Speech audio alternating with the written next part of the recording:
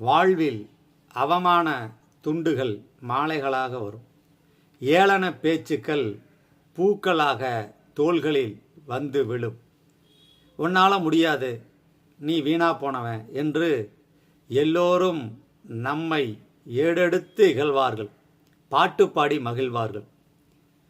பிறர் நம்மை விமர்சனம் செய்தால் எப்படி எடுத்துக்கணும்னு கேட்டிங்கன்னா, அதற்கு உரியவர்கள் தகுதியானவர்கள் விமர்சனம் செய்தால் உங்கள் இதய தராசில் நிறுத்து பாருங்கள்.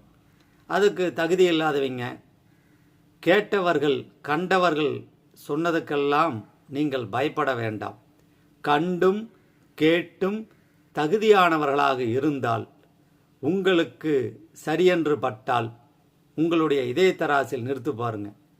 எல்லோருக்கும் பதில் சொல்லி கொண்டிருந்தால் போகிற பாதையில் நாம் பயணம் செய்ய முடியாது, அடைகிற இடத்தை அடைய முடியாது.